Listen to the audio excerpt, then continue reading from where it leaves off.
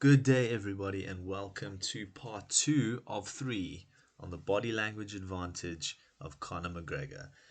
Now, the reason why I wanted to do a three-parter on this gentleman, well, he's not so much of a gentleman, but we'll move on from that point, is mainly because there is so many instances when this man just makes use of amazing body language, guys.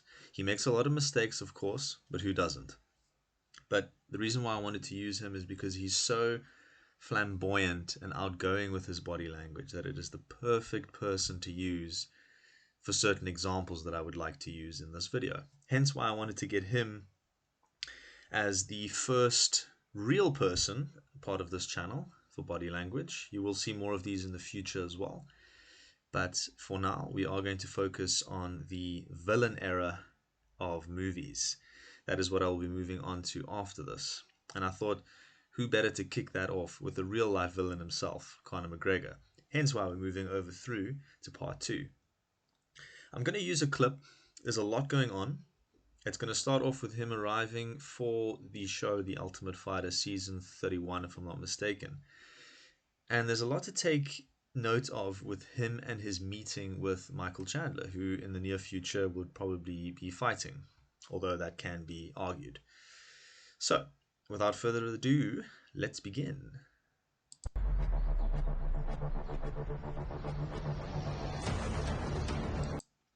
Right off the bat, you've got the shoulder shrug, you've got the pushing out of the arms. I almost call it's like almost like a flick. I see a lot of guys do this, well, mainly when you're wearing quite tight suits. You'll see it mostly at weddings, guys that are ultra confident in the manner in which they are dressed. You'll immediately see the arms is always wide out. There's always a wide gait walk as well. Let's move on to have a look at that properly. Okay, he did look down while he was walking, which is a sign of someone who's probably a little bit self-conscious over the whole situation. He's got, I mean, bear in mind, he's got cameras on him. He knows this is the start to quite a long journey, a couple of weeks. Cameras in his face all day long, so he's maybe a little bit conscious on the manner in which he's walking and stuff, but he's making the conscious decision to fix his body language as best as possible. And that is just something that I think you guys can take with you moving forward in your own life. You walk into your workplace in the manner in which he is walking now, and I promise you, you're going to get some eyes on you, and in the best way possible. There we go.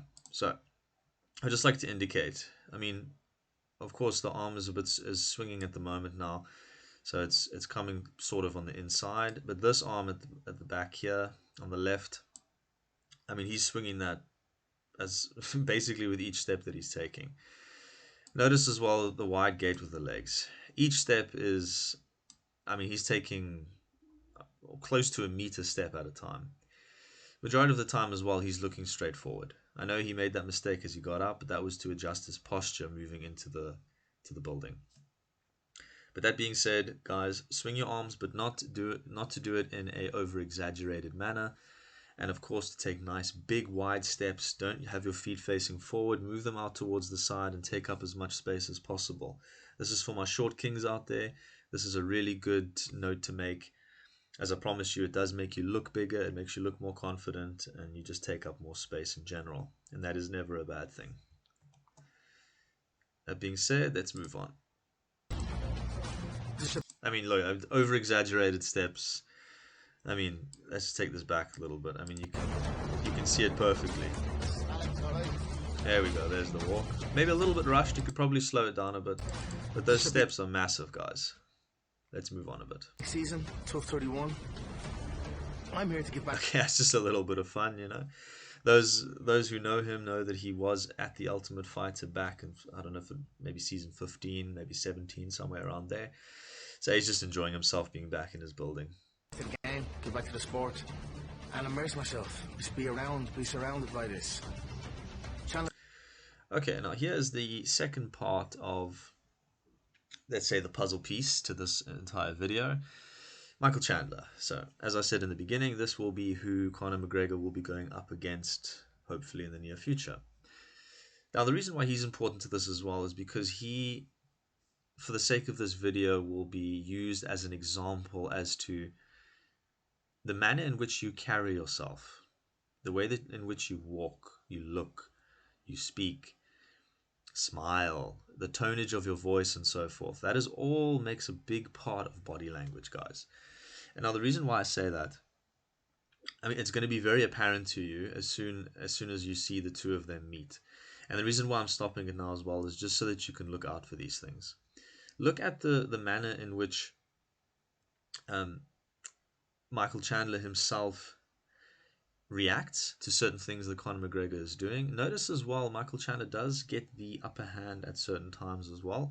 We are not only just doing this video to see the good in which Conor McGregor does, but as well as the bad.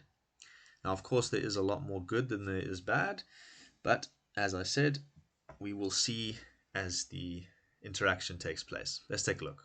It's the opposition coach, and we're set to fight. Okay, so this is quite important already. I mean, you've got the hands clasped. Um, you've got kind of a bit of a focus. The eyes is fine. I mean, the eyes is darting towards the direction in which McGregor will be walking in. He knows that he's coming. Of course, he's been informed by cameramen, whoever might be there. So he's definitely looking forward to the altercation, but at the same time, he's nervous. When you rub your hands together like that, especially in the front of your body, protecting your chest, it's a nervous interaction. Now, guys, this can change at certain times. I mean, sometimes you can be rubbing your hands together because you're maybe deep in thought or something, but you got to look at the instances in which the body language is taking place. That congruency, that is extremely important when it comes to interactions with other people. And these are the things that I want to speak about with you guys, hopefully teach you. You can take a few things away. But that being said, you can also take a quick look at the manner in which Conor is about to walk in. So let's take a look at that. Okay, this is fascinating. Immediately when he's walking through the doors, that's he doesn't even want to move his body to the side. I mean, the door's not exactly incredibly wide, but he's making sure that he keeps his eyes towards where the cameras are, towards where Michael Chandler is standing. They both know this is the first interaction that they're going to have in public with one another in front of cameras. So the perception of what fans are going to see is extremely important to both of them. And anyone that does fight, I do box on the side when I'm not working. And anyone that does understand martial arts, boxing, especially in a competitive sense. I mean, you can just imagine at this level. You've got to fight another man in front of the entire world. The peacocking is already going to start as soon as they see one another. And that is what's so fascinating about this, and how you can take so much of this with you moving forward in your own lives. So, let us continue. The biggest icon of mixed. Look at that. It's almost villain-esque. It's almost someone that is that is at a court case, and he's being called to the stand, and he's looking at families of the victims maybe that he's hurt or something. It's almost like watching your prey. He's not taking his eyes off of where Michael Chandler is standing. He's making it known to Michael Chandler that I'm coming towards you now. I'm not looking where I'm walking. I'm focusing on you. Martial arts history walks into the gym dressed to the nines, typical Conor McGregor walk. Okay, so Conor did place his hand on his stomach at that time. That could just be a action to reassure himself, calm himself down. You touch your chest, you touch your stomach quickly. It's like, remember to breathe, relax. I'm in charge here. Most guys start to crumble, right? What's up, Mike? Okay, so Chandler immediately, not too bad. Chandler's a smaller guy as well. I think he might even be a little bit shorter than what McGregor is. He does make a good eye contact, but immediately the smile pops out. And I mean, in normal interactions that we all face on a daily basis, it's normal to smile at someone when you meet them. But it does not take long to see that that is not particularly the intentions that these two men have with one another. Never forget that a smile can hide a lot of bad intentions, guys. Never forget that. It's very, very important. Let's move on. Hey, Okay, so almost a bit of a laugh, looks down, then looks back up quickly. Nervous. But I think I'm a scary fight for Conor. Okay, great eye contact, firm handshake. Um, Conor almost pulling Michael towards him with the handshake, but great eye contact from both men. That's the best thing to take from this interaction. Mike, good to see you. I'd probably be Okay, Conor does look down, and guys, this is something that you should try and not do the first time you're meeting someone. I mean, have a look at Chandler. His eyes are right at Conor's, and Conor is looking more or less at the handshake. He might even be looking at the physique of Chandler. He could be sizing him up. You can't take too much of this, but again, congruency. It's all about the situation itself. It's all about sizing up. So we can't say too much about this yet, but if you take this with you in your own lives moving forward, when you shake someone's hand, always keep the eye contact. Make sure that the handshake is not too firm. There's nothing worse than going to a job interview. You are the person interviewing the interviewee, and the person wants to rip your hand off when they shake your hand. It shows a lot of insecurity, although it is perceived by men primarily that that is a sense of dominance, and it really isn't. It actually portrays the exact opposite. Let's move on. the last guy that I would come back and say yes to, but he did. I give you props and respect. I was like, hardest. Okay, so let's take that back just a few seconds there. Back and say yes to, but he did. I give you props. Okay, so Chandler's speaking to him. Connor's looking down. He's pacing. Chandler is keeping his fists around his vital area, which is, the chest, heart, sort of stomach area as well. In other words, Conor looks very unhinged here. He is looking down quite a bit. He's pacing. Now, that could just mean that he's agitated. It could mean that he's slightly annoyed. There's a lot of things that you can try and pick from this. So the only way that we would be able to determine what his entire plan here is, and with this altercation, because you must remember, this is an elite professional fighter, Conor McGregor, who has been trained in body language, guys. He really has. I mean, when he first popped onto the scene, all of a sudden his body language got a hell of a lot better as soon as he started interacting with people on a daily basis in front of cameras. So we can tell that there has definitely been a adjustment in his body language over the years, and it is something that he is very, very aware of.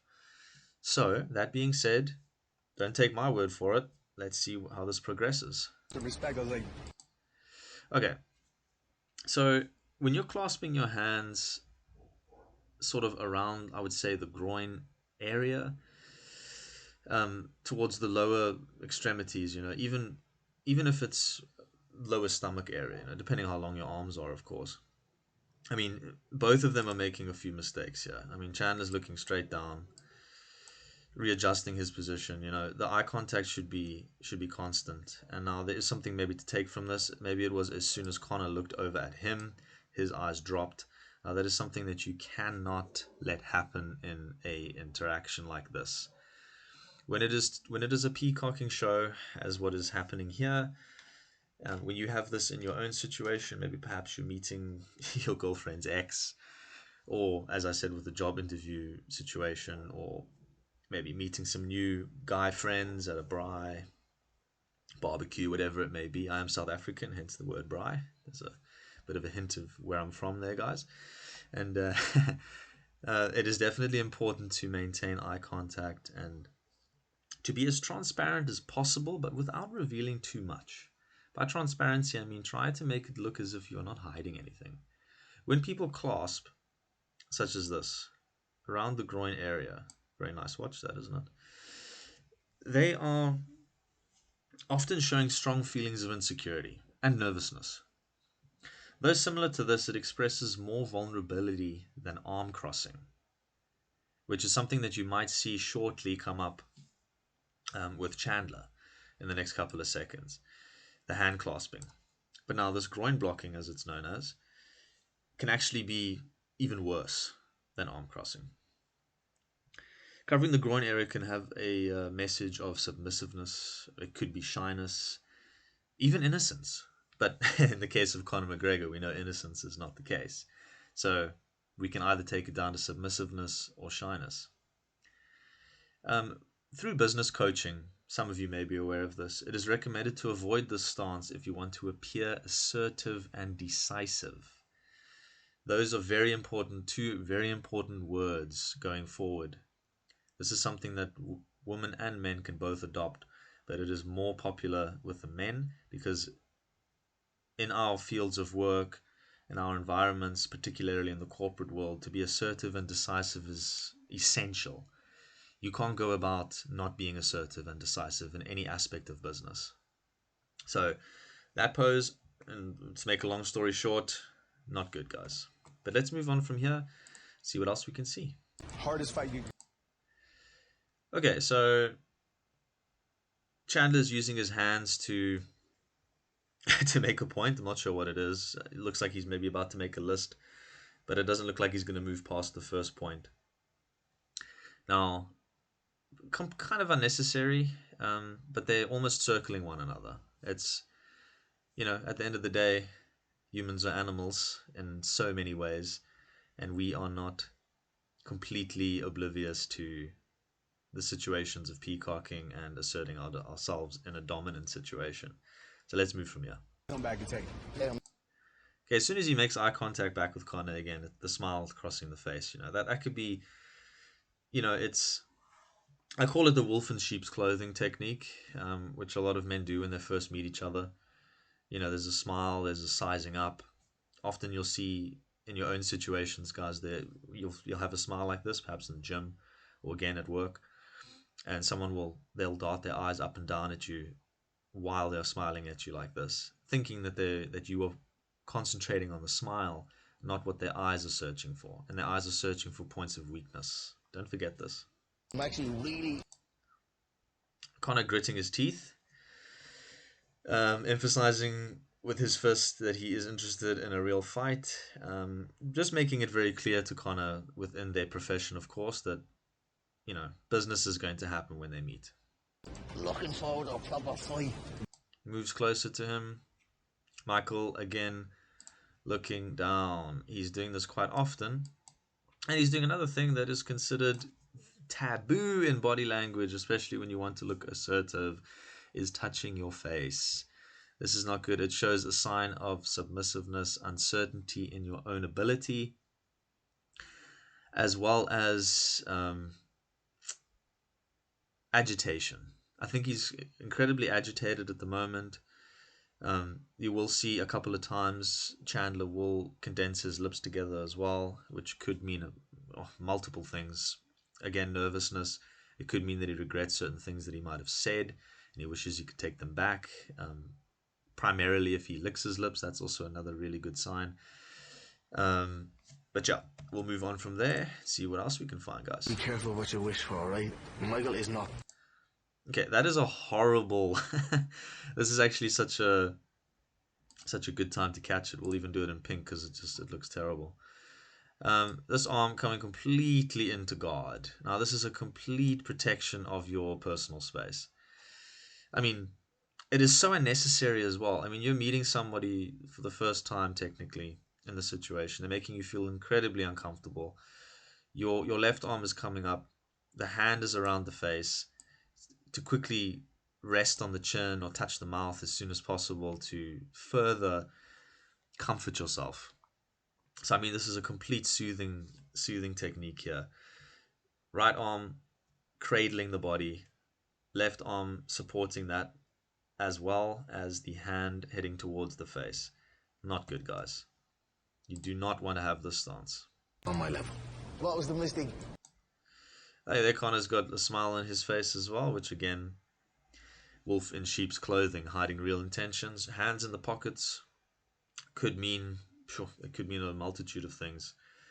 It is probably not as bad as crossing your arms, but if he had his hands completely in his pockets with his arms more relaxed, it would look worse. But because his elbows are flared out, it doesn't look too bad. It could just be they're waiting probably for the whole situation to start up, and there's a little bit of what's the word, apprehensiveness towards one another. The Mystic Mike predictions. Second round KO. Keep dreaming, bro. Keep dreaming. I mean, it's hilarious. I mean, as the cameraman watching this, it should have been quite interesting. They're literally circling one another the entire time like sharks.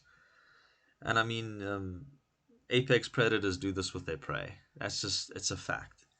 You know, they circle their prey, they keep their distance at times, they'll grit their teeth to show their intentions, but reel you in with other things, such as a smile.